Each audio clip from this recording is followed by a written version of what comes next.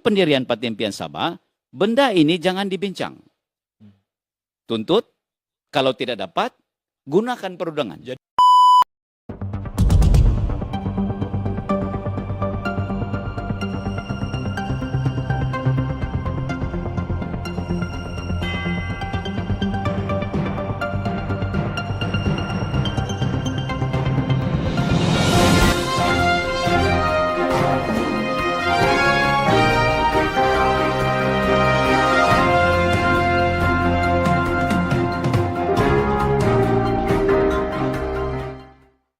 Bincang. Sudah 60 tahun. Bincang terus. Ini MS63. Sekarang ini tahun 2025. Di dalam pelembagaan persekutuan itu, Tuan boleh lihat buku itu pun, Tuan boleh nampak sebenarnya. Sebelum dan sekarang. Dan di dalam pelembagaan itu boleh dilihat di mana yang dimasukkan. Nah, ada yang ditukar. Ya, ini dulu begini, sekarang ini ditukar balik. Macam yang kita dulu dikatakan bahwa Sabah ini sebenarnya sebuah negara kan. Tapi diubah pergi negeri. Tetapi yang lebih teruk bagi saya Tuan ya, bukan saja yang diubah ini. Yang paling teruk adalah perjanjian yang sudah ada, tetapi tidak dipatuhi.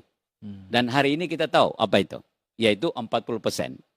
Perjanjian itu sudah ada dari 63. Sampai hari ini pun tidak dilaksanakan. Nah kau tengok. Satu, di Mansu pun ada. Diubah pun ada, yang masih ada pun tidak dilaksanakan. Jadi saya ingat hari ini, rakyat Sabah sudah tahu. Sebenarnya kita kasihan ini rakyat Sabah ini. Bayangkan begitu Tuan, perjanjian itu bukan saja dicoroboi, tetapi yang ada pun masih dipertikaikan tentang pelaksanaan ME63 ini. Jadi ini sesuatu perkara yang menjadi naluri dalam hati saya, ini tidak betul begini ini. Ya, jadi bila saya memikirkan ini, dan hari ini kita nampak politik berganti-ganti, betul Tuan, berganti pemimpin, berganti parti. Dan saya melihat satu perkara yang saya lihat selama ini adalah keep on negotiating. Bincang.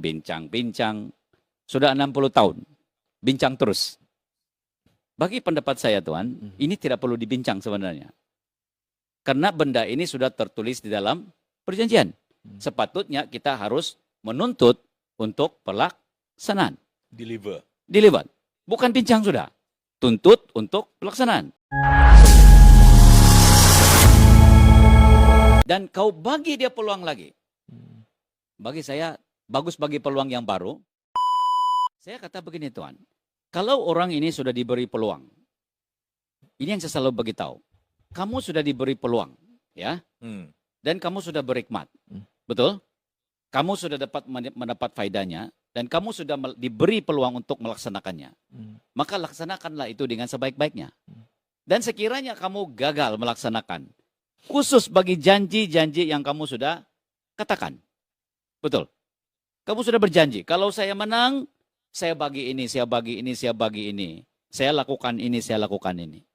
Dalam masa 5 tahun itu, kau gagal melaksanakannya.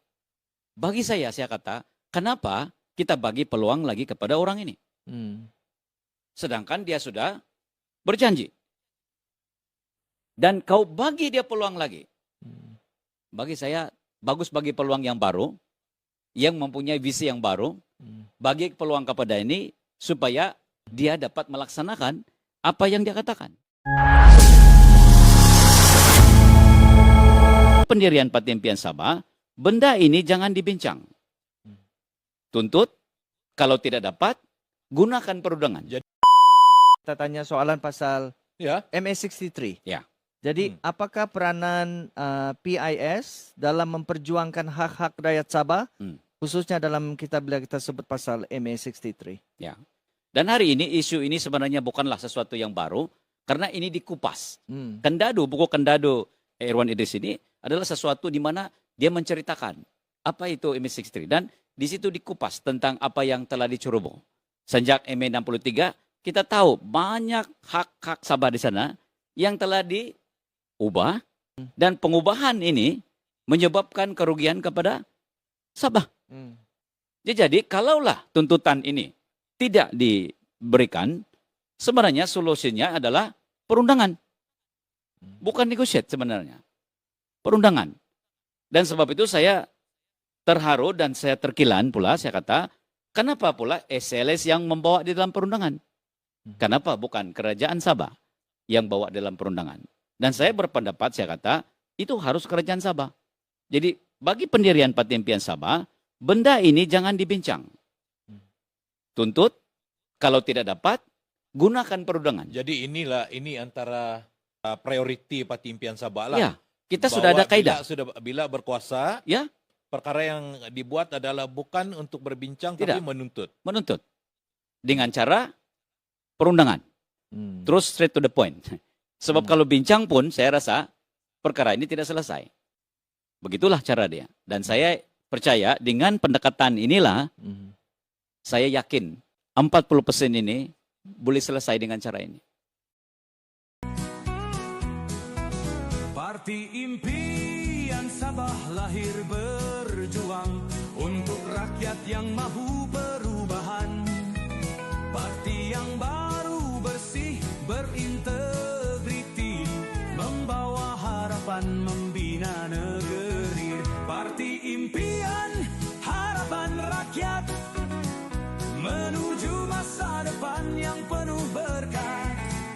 Impian membawa sinar, membangun Sabah makmur dan gemilang.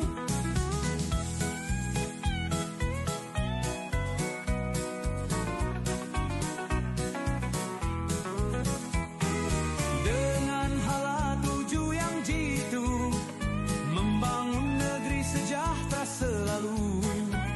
Maka impian perlu disokong, demi rakyat kita bersatu teguh. Parti Impian Harapan Rakyat menuju masa depan yang penuh berkah. Impian membawa sinar, membangun Sabah makmur dan gemilang. Bersama impian kita melangkah menuju Sabah yang lebih megah.